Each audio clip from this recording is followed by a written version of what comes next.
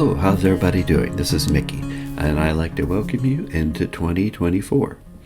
Now, to start with the 2024 season, I'd like to show you the top 10 tips and tricks that I use in Lightroom to process my photos. And I realize some of you are pretty experienced and some of these might look familiar, but I'm shooting for one of three categories here. The first category is you'll look at it and say, seen it before, use it all the time, no big deal. Second one is, oh yeah, I remember that. I forgot all about it. Thanks for reminding me. I'll use it more in the future. And the third one is, hey, wow, I didn't know this even existed. Thanks for showing it to me. I think it'll help my workflow in the future.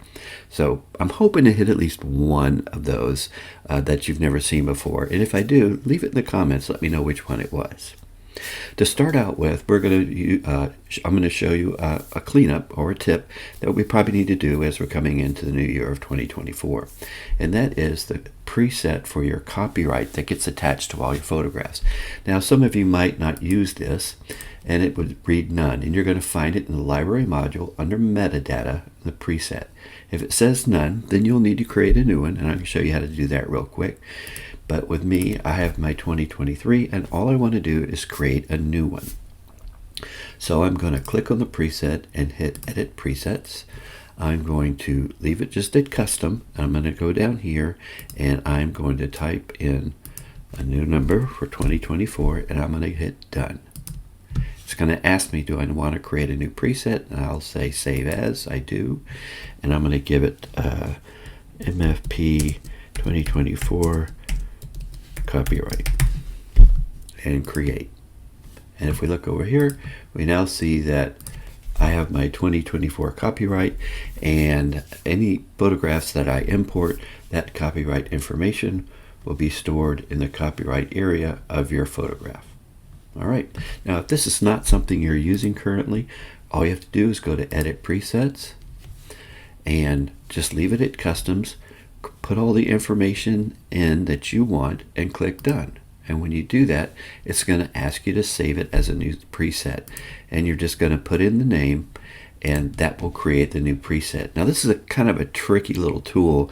If you do need to rename it because you made an error, or you don't want to keep your old one, what you have to do is open up the preset tool and choose the copyright that you want to change or delete, and then click on it again, and you'll get your delete and rename features. So really you have to select it, and then you have to select it again to get the delete and rename functions. All right, let's move on to our next tip. When we're making changes in the develop module and using our basic panel here, you notice these sliders, they're real touchy. All right, and you can increase the size of this panel a little bit, and it'll be less touchy, be more precise. But let's just say that you want to make it even more precise. Now, you always have, when you click on the slider, you always can hover over here and change it by sliding this way. But again, it's very touchy because of the size of the panel. But did you know you can change the size of this panel any size you want, and the bigger it is, the more precise you can make the movements. So what you want to do is hold your Option key down, hover over the edge here till you see the move bar, a resize bar, and just drag it as far as you want. Now it's going to resize your picture so that it can all fit in the screen together. But as you can see, my sliders are very long now, and because of that, I have very precise movements. So here I'm just using an exposure slider. You can see just with one little slide here, I'm just moving in maybe 1 to 2 points per slide. And that gives you a more precise movement of all these things that are probably more of the important settings of your exposure. All right, if you want to move it after you get through doing all the changes, all you have to do is grab, without hitting your Option key, just grab the edge and move it back, and it will jump back to the regular size and resize your photo window. All right, our next tip is how to zoom in and out quickly in Lightroom to specific areas. And the first way you can do that is you're going to hold your Command or Control key down, and when you do, you see our icon turns into a little square box, and we're just going to hold our mouse button down and make a box over the area we want to zoom in, and it brings us right in there. If you hit the space bar, it'll zoom it out. Hit the space bar again, it'll zoom it in. Just that simple. If you need to change the area of zoom, you can see that my icon when I'm zoomed in is in the hand icon, which allows me to click and drag to a different area of the photograph. And once I get there, again, spacebar brings me out, spacebar brings me back in. So let's go back out. We have another way to zoom, and that is holding your shift key down. You can see that my icon turns into a looking glass or magnifying glass with arrows to the left and right. Hold your mouse button down and drag to the left or to the right to zoom in. Now, it's only going to zoom in without any movement to the location you want. But once you get zoomed in, release everything, and you can see my icon changes to a hand. Click and drag and bring it over to the area I want to see. And again, spacebar zooms in, spacebar zooms out and in, just like this. So an easy way, either using Command or Shift to zoom into a specific area of the photograph that you want to look at. This next one is called the survey mode, and I don't think it gets used as much as it can. You know, when we take pictures when we're on site doing our landscape photography, we're trying to portray a story. Based on the pictures that we have, we're trying to tell you a story of what we found there. And it usually entails, 1, 2, 3, 4, 5, 6, 7 pictures, however many it takes for you to complete your story. Well, in the survey mode, you can pull up all those pictures at a time and see how they look, see if they portray your story, see which ones you want to keep and which ones you want to get rid of. Now, to do that, you want to highlight all the pictures you want to view at one time on the screen. You can do that by either clicking on one, holding your shift key down, and clicking on the last one, which highlights all of them. Or you can click your command key and select just the photos that you want. Once you have all your photos selected, you're going to hit the N key, N as in Nancy, and it's going to bring up all the photos that you have in the selection. So you can look at these and see which one of these are all these appropriate for the story I'm trying to tell. If not, you can just click the little X in the corner and it takes it out and brings up the other pictures. Now, this is also really good if you have 3 or 4 pictures of the same scene, but you've processed them differently. So you can bring them all up and survey them and see how I process them, which one is my favorite one, comparing them to all the others. This next one has to do with the solo mode. Now, if you're familiar with the solo mode in our panel here, that means that whenever I open up a panel and then I open up another one, say I want to look at my tone curve, it automatically closes the prior one, which is really good because you don't want a bunch of these panels open because you end up scrolling a lot. But you know what? Sometimes you do want more than one open. So let's say I'm using my basic panel and making some changes, and I want to use my tone curve at the same time, so I want to see them both at the same time. To do that without turning off the solo mode, you hold your shift key and click on the next panel you want. When you do that, you now get 2 panels open, and you can make changes in the tone curve while looking at your exposure settings to see if there's any way you want to adjust that depending on the exposure and contrast changes that you make. So just remember, if you want more than one panel open at a time, it's just shift and click and it'll open them up. To shut it all down back to solo mode, all you do is click on one and open it up again, and it shuts everything down, and now you're back in complete solo mode.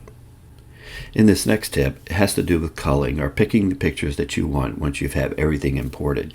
And for me, I use the star method. So it's 1, 2, 3, 4, or 5. Usually, if I like the picture and I'm thinking about I'm going to process it, I make it a 3. And then once it's finished, I make it a 5. Anyway, as you go through your pictures, you can click on the numbers 1, 2, 3, 4, 5 and rate it. So on this one, I'll call this a 4. All right, so it puts 4 stars in here, but as you notice, it didn't auto advance. And there is a setting that you can put in place that auto advance comes on and stays on all the time. And that can be kind of annoying because I don't want it on all the time. So what you can do is turn your caps lock on. You turn on your cap locks, and now we go to our next picture. I'm going to rate this a 3, and you can see it auto advances. I'll give this a 3. Auto advances.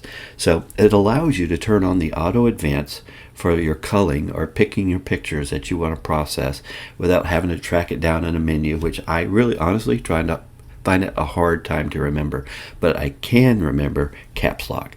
Once you turn caps lock off and that turns off auto advance, and things just stay on the picture as you rate it, and you'll have to manually move on. So cap locks brings on auto advance automatically. This next tip has to do with the tone curve. So if we look at our tone curve in this picture here, and we're just going to make a simple S curve. So we're going to bring down our darks and bring up the lights a little bit. And as we do that, while we are getting a good contrast change, you notice that our colors are getting a little out of hand. And that's just the nature of the beast when we use our tone curve. But if you look at the tone curve, you'll see down here, refine saturation. So it allows us to bring this down to refine the saturation so that any kind of oversaturated areas that get put in there due to our tone curve, we can bring them back down by using the refine saturation slider. All right, this next tip is probably one of my favorite ones. I use it a lot, and it has to do when you're in masking. And it kind of gets me a little upset when I have to click this button every time I need to create a new mask. And I love using radial masks. So I would like the ability to put on multiple masks without clicking this create new mask every single time. And we can do that by using the N key.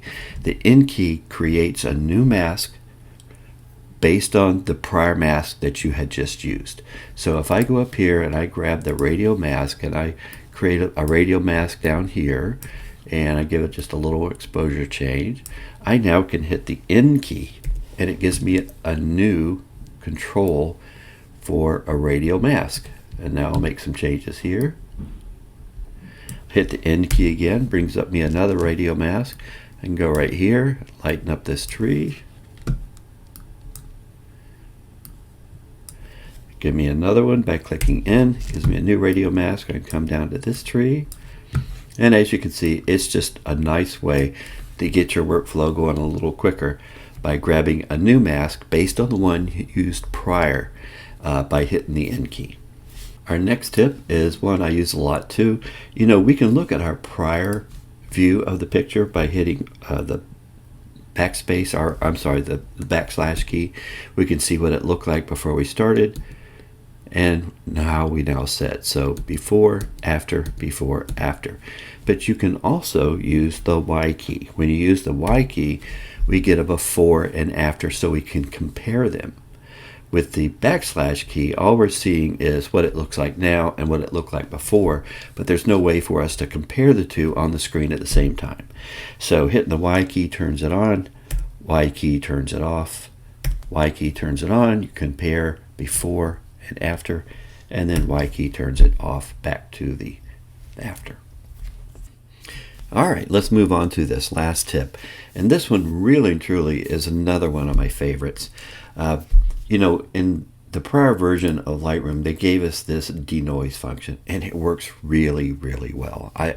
You don't have to go spend money on Topaz or On One denoise because this works really well. The only problem is there's no masking capabilities in Lightroom to put the denoise function in specific areas.